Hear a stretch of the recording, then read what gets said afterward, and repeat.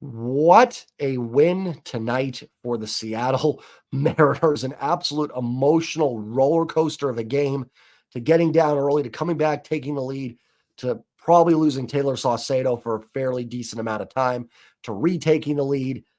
I'm drained. I am just absolutely drained. What is up? What is going on, everybody? Welcome back and welcome into the Mariners post-game recap. As always, before I get started, do me a favor, hit that like button, hit subscribe if you're new here or if you're just lurking. It's two free, easy ways to help support my channel. So thank you guys so much. And thank you guys all for joining me at the live stream tonight. So much fun hanging out with Jake and getting to do the play-by-play tonight. We picked a doozy of a game for our first one for the Bearded Boys to do together there. And like I said, I'm a little drained from it, so I don't know how long this post-game recap will be, but thank you guys that joined us for that. Cannot thank you all enough for all your support. You guys know it means, and gals know it means the world to me. All the kudos and everything like that. So Mariners win it 10-6 today. Like I said, just an absolute emotional roller coaster. The Mariners go up early, 2-0, feeling pretty good. Hancock gives up 4 runs. Then the Mariners actually come back in the 7th inning thanks to the big dumper with a grand slam. How good is Cal Raleigh to go up 6-4? Then the Twins chip away with a run in the 7th and a run in the 8th to tie it. And then the Mariners add 4 in the 9th and hold on to win it 10-6. I mean, the elation early on when it looked like it was going to be a Mariners W.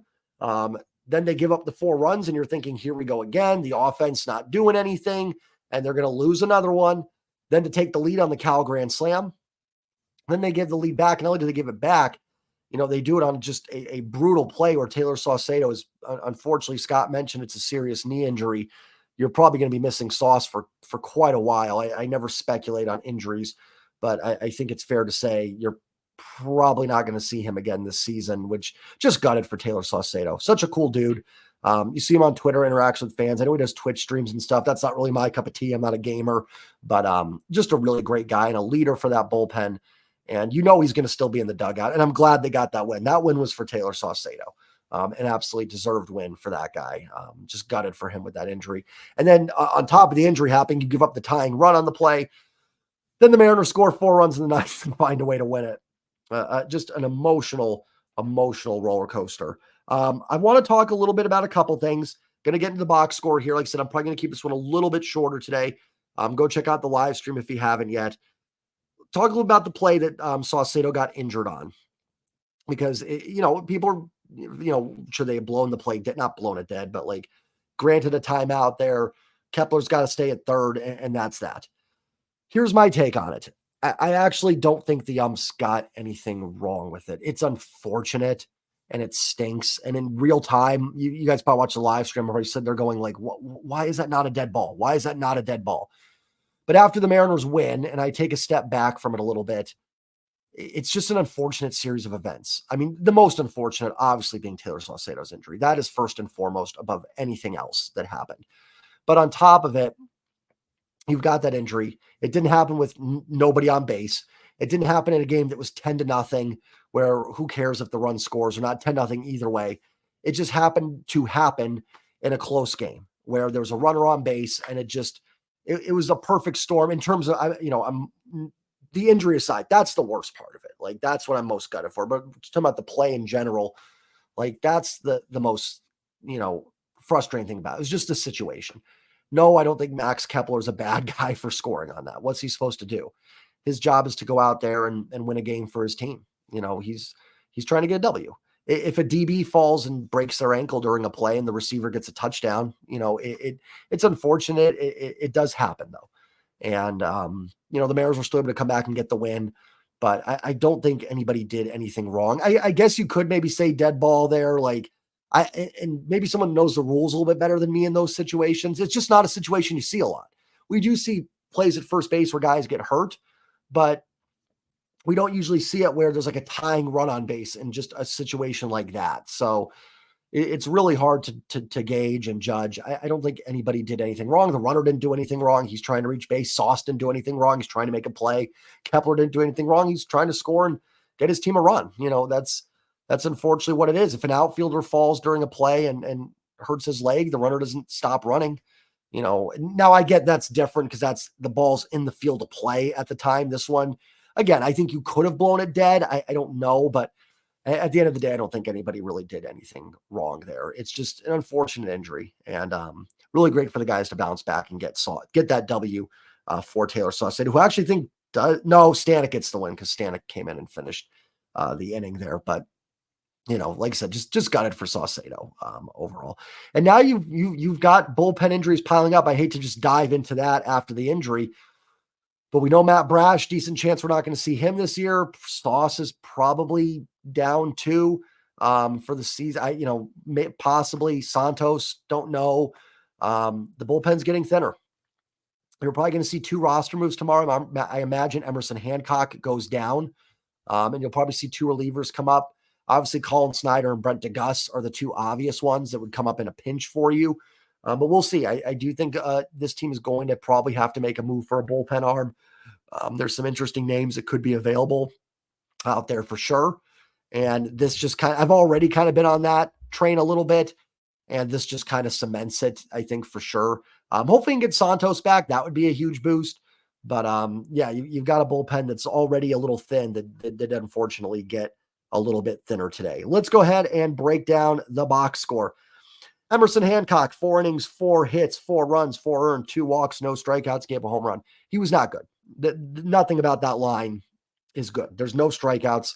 There's 2 walks. Excuse me, I said 1 walk, 2 walks. Gave up a home run, 4 runs. Like, no part of that start is good.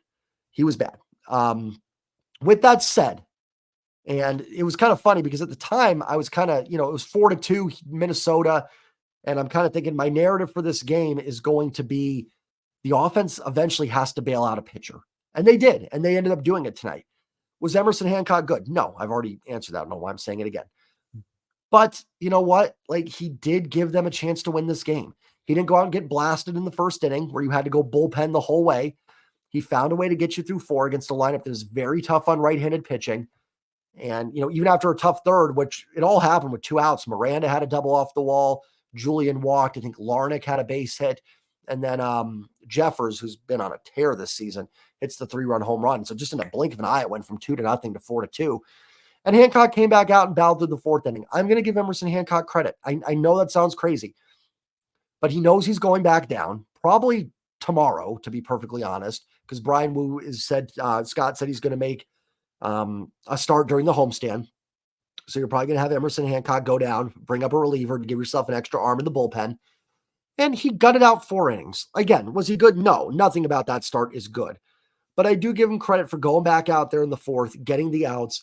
And he didn't let the game get so far away from him that the offense couldn't come back. And that can be commendable, right? Like, every start is different.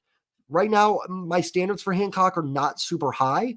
Would I give praise to Logan Gilbert for that start? No, I wouldn't be the end of the world. Logan's going to have a bad start. You move on. Same with Kirby, same with Castillo. But Hancock's right now a little bit lower on the pecking order, on the totem pole. So good, no. Like, that's not a playable start. You're probably lucky it wasn't worse than that.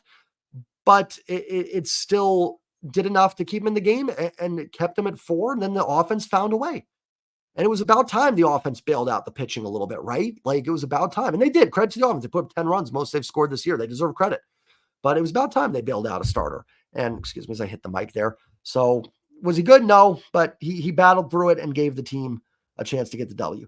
Gabe Spire came in the 5th, works 2/3 of an inning, gives up a hit, a walk, and a strikeout.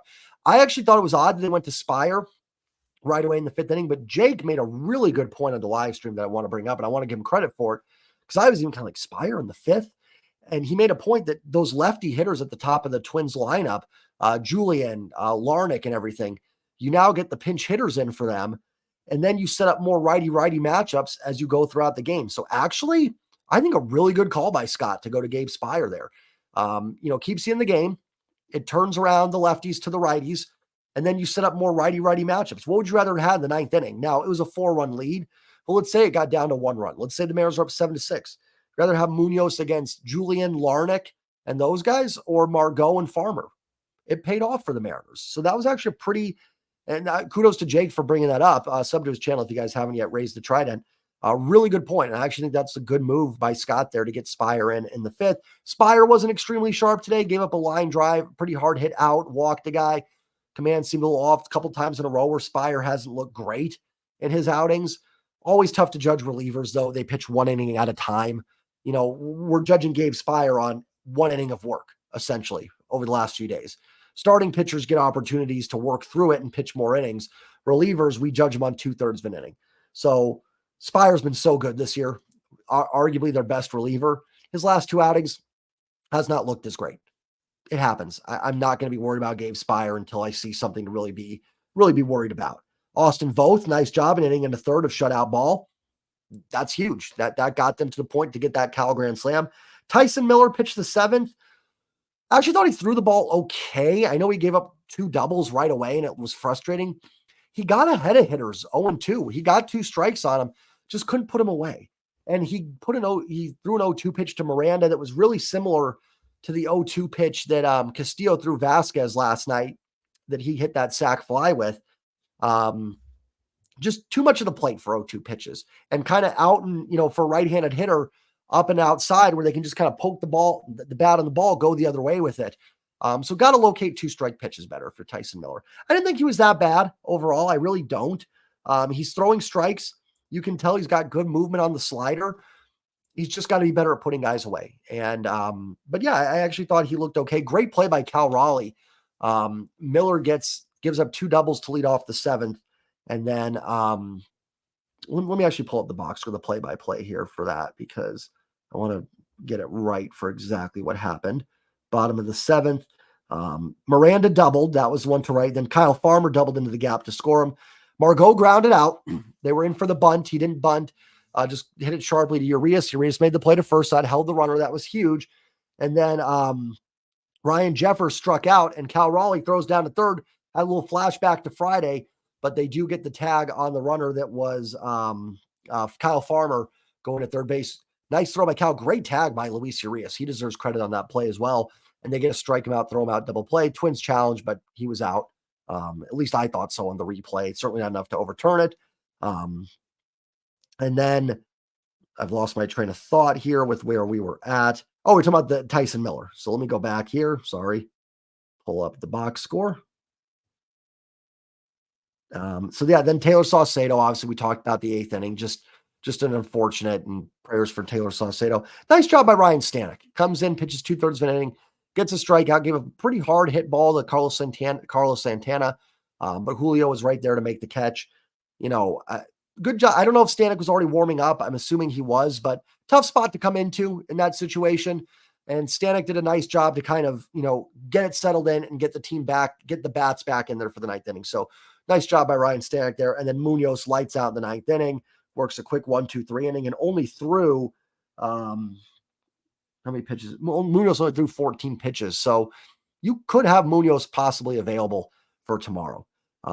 Great job by the bullpen today. A little bit of struggle in the 7th and 8th. The 8th was kind of a little fluky. I thought Miller was okay. He's just got to get those 2 strike pitches, in better spots where guys can't just put the bat on it and get doubles off the walls. Both hits were with 2 strikes. Munoz was lights out. Stanek did his job. Spire wasn't super sharp. Voth would probably be a sleeper kind of MVP of that game.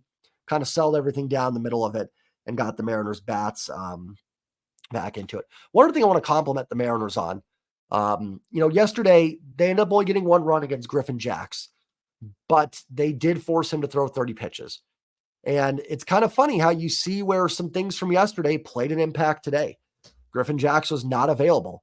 Alcala had to pitch 2 innings, and the Mariners ended up getting 4 runs off him in the 9th inning.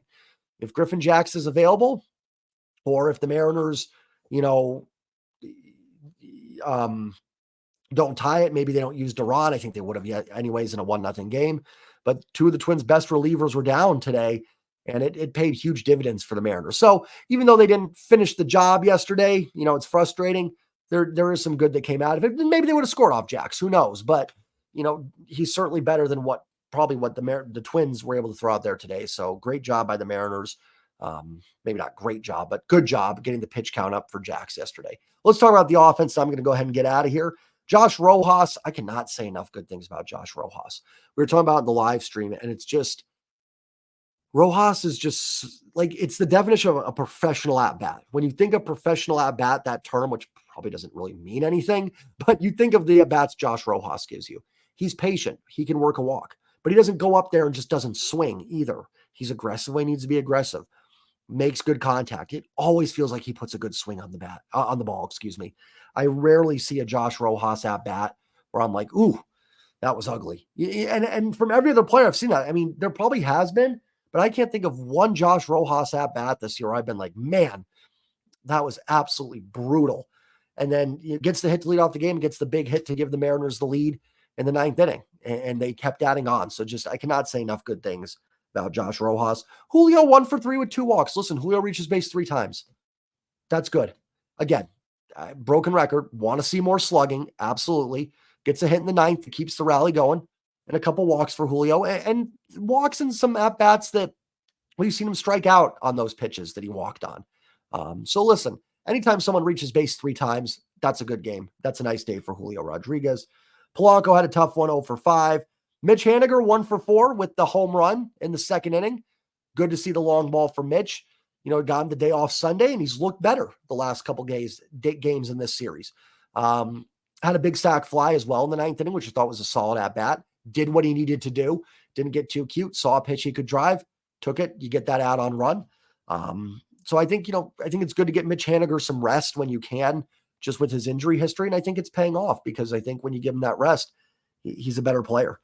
Mitch Garver was 1 for 4 with the walk on base twice. His hit started the rally in the 7th inning. It was a great play by Carlos Correa on the outfield grass. Almost got Garver at first. It was close, but he was safe. You could see it on the replay. So just a nice game by Garver. Reaching base a couple times. Nothing wrong with that. Ty France 1 for 4 with the RBI in the ninth. Good for Ty getting the RBI. Not a great game. Did have a nice catch in the first inning in the first at-bat. Julian hit a line drive. Ty made a nice play on it. Not going to say, oh, hey, Ty France clearly back or anything, but good to see him check in with a base hit and an RBI. Always good when you can get guys that are scuffling a little bit.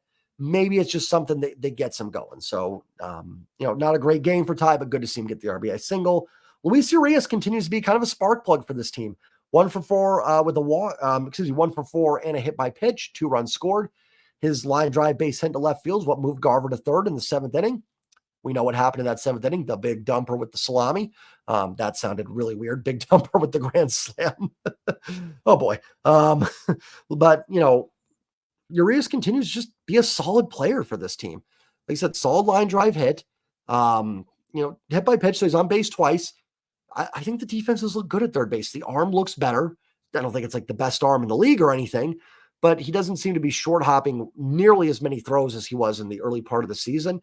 And I like seeing both of them play against righties, and maybe we can see Rojas get some at-bats against lefties too. They don't face a lefty in this series. You got Paddock and then Lopez going the last 2 games. So you're not going to face a lefty in this series, but I wouldn't mind seeing Urias get some more playing time against righties as well. He's done a nice job. How about Dylan Moore today? On base 3 times, a double and a triple. His double in the second scores Urias to make it 2-0. He gets the walk in the 7th inning that loaded him up for Cal Raleigh. And he gets the triple in the 9th inning that I thought for a second was going to be an inside the park home run. I thought for sure the way that ball was rolling, because Miller jumped way too close to the ball, kind of bounces back over him. I thought for a second we might see Demo scoring on that play. But ends up with a triple, gets a walk as well. Tremendous game for Dylan Moore. Sebi Zaval over to, actually forgot Zaval started this game, to be perfectly honest. And then how about the big dumper? How about Cal Raleigh? A grand slam, crushed 445 feet. Right-handed Cal. His 5th home run right-handed. Man, if Cal is now hitting, I don't think he's been a disaster right-handed, but if he's this good now right-handed, like an MVP candidate. Seriously, as a catcher, yeah, that would be. Absolutely. Also works a walk in the 9th inning, so Cal on base twice. Cannot say enough. Not only is Cal Raleigh clutch, but just the leadership, the power. I love Cal Raleigh. I cannot say enough good things about the big dumper. And obviously that grand slam, the Twins did come back and tie it, but that was just a moment this team needed and this offense needed. And so good to see that. Listen, really good to see this offense get going. I think that is the biggest takeaway for me in this game. Obviously the first is probably Taylor Saucedo and prayers for him, but to see this offense finally bail out the pitching. The pitching hasn't really been needed to be bailed out much this year, but they were they owed one to the pitching staff, essentially. And to come out and get 10 runs against a good Minnesota Twins pitching staff, that's a good bullpen. I know Jackson, Duran were down. That makes it a little easier, but we've seen this team struggle against anybody and anything and anybody. So really good to see them put up a 10 spot today. A really nice effort. And not only the 10 spot, but for them to battle back. They got 8 runs in the 7th, 8th, and 9th inning. Respect the resolve of this team to battle back in that game and get the W. Respect even after the Saucedo injury for them to battle back and go out there in the 9th and get some runs. So great game for the Mariners. A resilient game. You know, you take the lead, you give it up, they come back, they give it up again, come back again. That's resilience right there. It's a good ball club. And I hope you see this offense is capable. This offense is capable of doing this. Not going to score 10 runs every night, but they are capable of having some pretty good games and being a solid offense. And you mix that in, obviously Hancock struggled, but you mix that in with Logan Gilbert, George Kirby, and Luis Castillo, and the sky is the limit. I got to get out of here, guys. I am absolutely exhausted. Have a great night. Remember to hit that like button. Hit subscribe if you're new here. I will see you guys all tomorrow for the post-game recap. Thanks again for joining the live stream. Take care, everybody, and go Mariners.